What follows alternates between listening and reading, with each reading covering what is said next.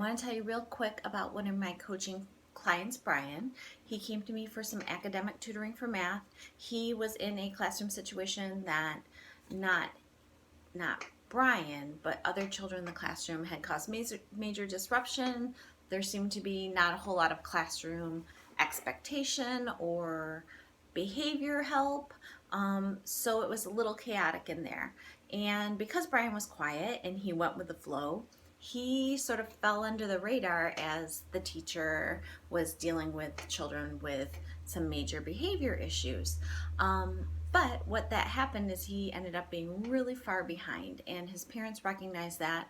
They recognized the chaos because some other things had happened that had instilled some fear in Brian, and they switched schools. When they switched schools, the new teacher noticed how far behind he was in math, and that's when they asked me to help with some academic math tutoring. But the first thing I noticed was Brian had some major mindset blocks about even attempting math. And really, when you think about it, he was in a chaotic situation. He already had fear, maybe not about math, but about the situation at school. There were already some emotional triggers that were happening. So the first thing we did was we worked on the mindset issues surrounding his math, because once we work on those mindset blocks, then we can actually get to the learning and the academics, which his parents were very open to.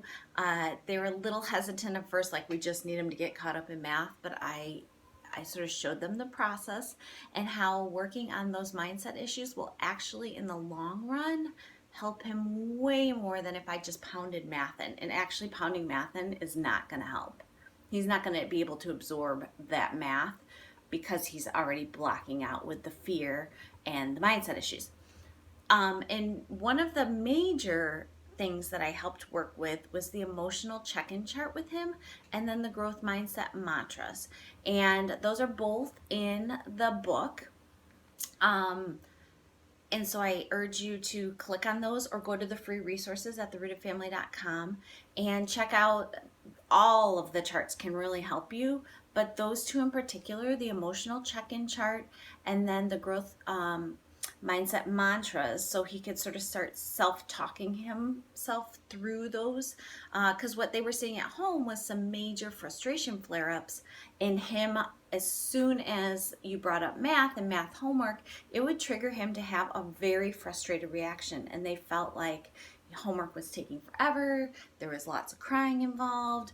There was lots of, reluctance to do it or refusal to do it.